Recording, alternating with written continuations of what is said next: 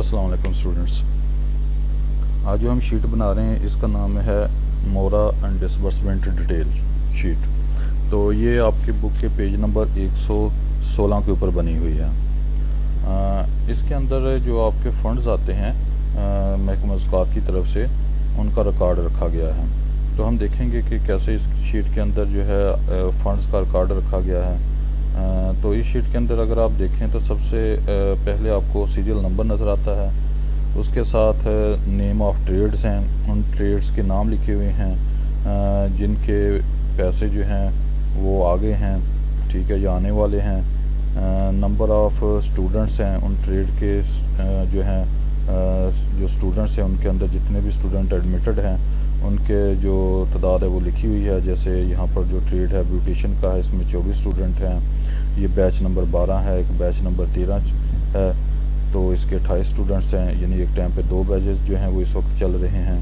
Computer operator है, तो इसका जो बैच नंबर 13 है इसके अंदर 24 स्टूडेंट्स हैं। कंप्यूटर ऑपरेटर है बैच नंबर 14 है, तो इसके अंदर 22 स्टूडेंट हैं। क्लिनिकल असिस्टेंट है, इसका बैच नंबर 7 है, इसके अंदर 19 स्टूडेंट्स हैं।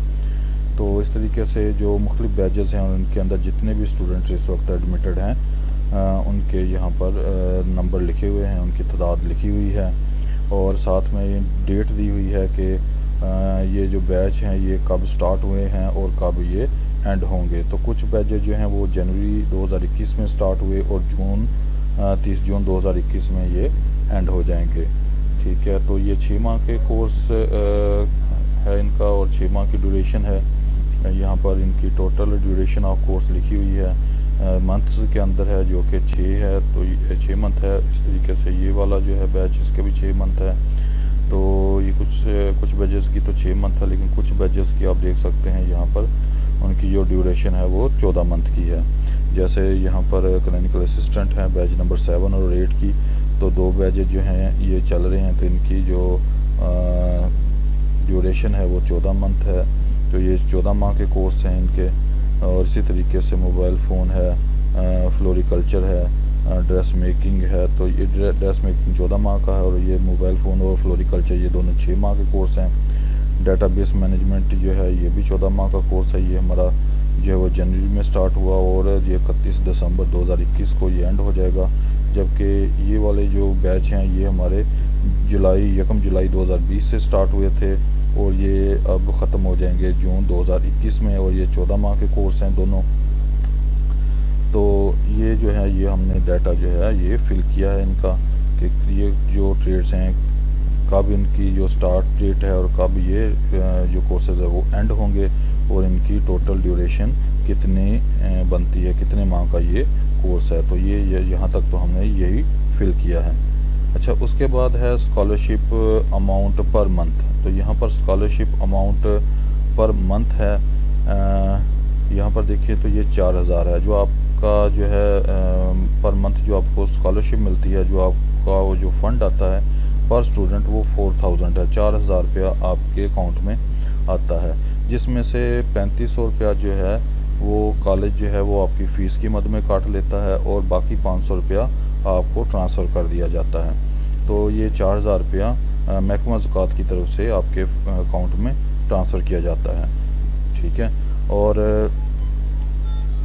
इसमें अगर आप देखें तो ये सभी जो ट्रेड्स हैं इन सब का जो है जितने भी सभी स्टूडेंट्स का जो है वो पर मंथ जो अमाउंट है वो 4000 ही है। तो ये फिक्स है, इसमें कोई चेंज नहीं है। तो आपने ये सभी की ऐसे ही फिल कर लेनी है, ठीक है। बुक के अंदर जो है वो 2200 दी गई है, वो पुरानी है, अब इसमें चेंज हो चुका है, तो मैंने थोड़ी सी इसमें चेंज कर दी है। जैसे कि अब इस वक्त जो है वो अमाउंट चल रही है। तो ये 4000 रुपया हमने यहाँ पर फिल कर दिया है। अब इसको हमने नाम दे दिया है बी, और ये जो नंबर ऑफ़ स्टूडेंट्स हैं इस कॉलम को नाम दे दिया हमने ए, ठीक है। तो ये ए कॉलम है और इसको हमने एक नाम दे दिया है अपनी तरफ से बी, ठीक है। वैसे तो नाम जो है इसके अगर हम सेल रेफरेंस इस्तेमाल करेंगे फार्मूले के अंदर कहीं पे, तो ये वाले ही जो नाम है जो कॉलम के ऊपर ABCD जो लिखे हुए नज़र आते हैं यही करेंगे, लेकिन यहाँ पर सिर्फ हमने अपने समझने के लिए यहाँ पर इसको नाम दे दिया है कॉलम ए और इसको कॉलम बी नाम दे दिया है। अच्छा, तो क्लेम्ड ड्यूरेशन ऑफ कोर्स है कि हमने कितने माह की जो है वो क्लेम की थी और हमें कितने माह की जो है वो पैसे जो है हमारे आ चुके हैं। तो अब यहाँ पर हमने 4 माह के क्लेम किए थे, जो यानी 4 माह के पैसे हमारे पास स्टूडेंट्स के आ चुके हैं।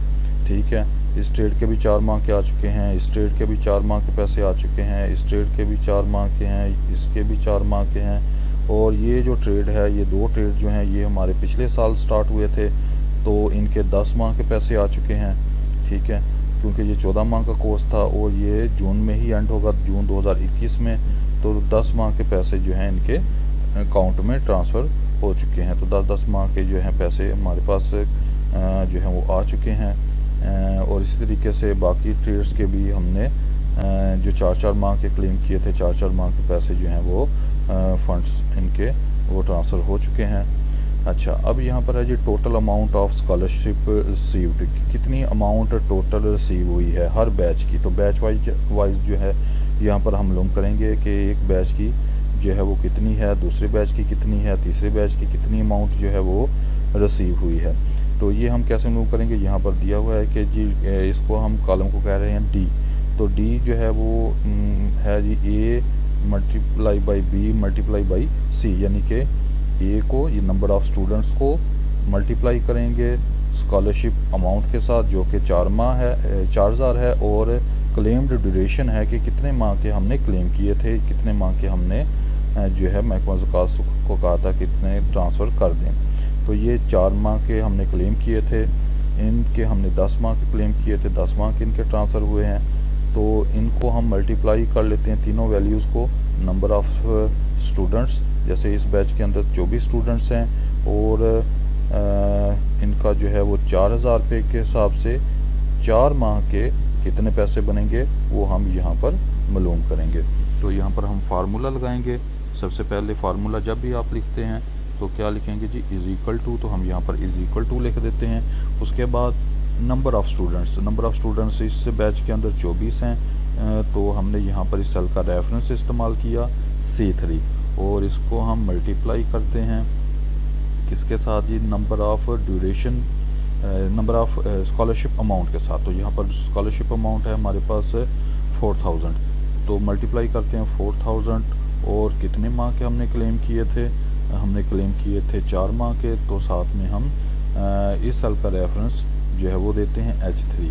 तो ये देखें, ये हमने क्या किया जी, हमने नंबर ऑफ़ स्टूडेंट्स कितने हैं उसको मल्टीप्लाई किया स्कॉलरशिप अमाउंट पर मंथ के साथ और क्लेम्ड ड्यूरेशन ऑफ कोर्स के कितने माह की हमने क्लेम की है। तो इसको हम जैसे ही इंटर करेंगे तो यहाँ पर हमारे पास ये अमाउंट आ गई कि जी हमने हमारे पास जो है वो इतने पैसे जो है महकमा ज़कात की तरफ से इस बैच के लिए रिसीव हो चुके हैं। ठीक है, तो ये 24 स्टूडेंट्स के लिए 4000 रुपये के हिसाब से 4 माह के जो पैसे हैं वो हमारे पास इतने रिसीव हो चुके हैं। ठीक है, तो बाकी ट्रेड्स के भी हम लोग करना चाहते हैं कि जो दूसरा ट्रेड है जो बैच नंबर 13 है, इसके 28 स्टूडेंट्स हैं और 4000 रुपये के हिसाब से 4 माह के कितने पैसे बने। तो यहाँ पर हम इसको ड्रैग कर लेते हैं बाकी सब के ऊपर। तो हमें सभी जो है वो ट्रेड्स के जो जितनी अमाउंट बनती है, जितने अमाउंट जो है वो रिसीव हो चुकी है वो यहाँ पर आ जाएगी। अच्छा, इसके बाद है जी हमारे पास अमाउंट डिसबर्स्ड कि कितनी अमाउंट हमने स्टूडेंट्स को दे दी है। देखें यहाँ पर अगर आप देखें तो हमें जो पैसे महकमा ज़कात की तरफ से इस बैच के लिए रिसीव हुए हैं वो 3,84,000 है, जबकि जो हमने स्टूडेंट्स को दिया है वो 3,80,000 रुपया हम दे चुके हैं, यानी अभी 4,000 बाकी है। तो ये 4,000 अभी कोई हो सकता है एक ऐसा स्टूडेंट हो जिसका भी अकाउंट ओपन नहीं हुआ, तो उस वजह से ये डिले है। अब जैसे ही उसका अकाउंट ओपन होगा तो 4,000 रुपया जो है वो उसके अकाउंट में ट्रांसफ़र कर दिया जाएगा। तो अभी वो कॉलेज के अकाउंट में मौजूद है, अभी स्टूडेंट के अकाउंट में वो ट्रांसफ़र होना बाकी है। ठीक है, तो इसी तरीके से आप देख सकते हैं कि यहाँ पर भी कुछ डेफिशिएंसी नज़र आती है कि कुछ अमाउंट तो हमें रिसीव हुई है लेकिन अभी सारी की सारी जो है वो स्टूडेंट्स के अकाउंट में ट्रांसफ़र नहीं हुई। तो इसकी मुख्तलिफ़ वजूहात हो सकती हैं, जैसे स्टूडेंट जो है उसका अभी अकाउंट ओपन नहीं हुआ, या उसका आईडी कार्ड का कोई इशू आ रहा है, या उसका अकाउंट नंबर जो है उसमें कोई प्रॉब्लम है, कोई मोबाइल जो है मोबाइल सिम जो है उसका कोई इशू आ रहा है, उसने अभी मोबाइल सिम नहीं परचेज़ की। तो बहुत सारे ये इशू हो सकते हैं, तो जिस वजह से ये अभी अमाउंट जो है स्टूडेंट के अकाउंट में ट्रांसफ़र नहीं हुई। तो हम मालूम करना चाहते हैं अब कि कितनी अमाउंट ऐसी है जो कि अभी रहती है, जो कि स्टूडेंट्स के अकाउंट में ट्रांसफ़र नहीं हुई। तो ये अमाउंट तो वो है जो कि हमें रिसीव हो चुकी है, और ये वाली अमाउंट डिसबर्स्ड वो है जो कि हमने स्टूडेंट्स को दे दी है। अब बाकी अमाउंट जो रहती है वो हम कैसे मालूम करेंगे? अगर हम ये अमाउंट जो हमारे कॉलेज के अकाउंट में मौजूद है, इसमें से अगर जो अमाउंट जो हमने स्टूडेंट्स को दे दी है, जो हम डिसबर्स कर चुके हैं, इसको माइनस कर देंगे तो हमारे पास रिमेनिंग अमाउंट जो है वो आ जाएगी। तो हम इसको मालूम करते हैं कि रिमेनिंग अमाउंट कितनी है। तो हम फार्मूला लगाएंगे इज़ इक्वल टू, अब इस सेल का रेफरेंस देंगे और इसमें से माइनस करेंगे ये वाला सेल, ठीक है। तो ये I3 में से मैंने J3 जो है वो माइनस कर दिया, यानी कि total amount of scholarship received जो कि हमें रिसीव हुई है उसमें से जो अमाउंट डिसबर्स्ड हम कर चुके हैं वो हम माइनस कर देते हैं। तो हमारे पास रिमेनिंग अमाउंट डिसबर्स्ड जो है वो आ जाती है। तो यहाँ पर भी ये बता रहा है जी कि F जो है वो is equal to D minus E है। तो D माइनस ई यानी D में से E निकाल दें तो आपके पास ये अमाउंट आ जाती है। तो हम इंटर करते हैं, जैसे हम इंटर करेंगे तो आप देखें कि अभी 4000 रुपया बाकी है, ये किसी स्टूडेंट का भी डिसबर्स्ड होने वाला रहता है।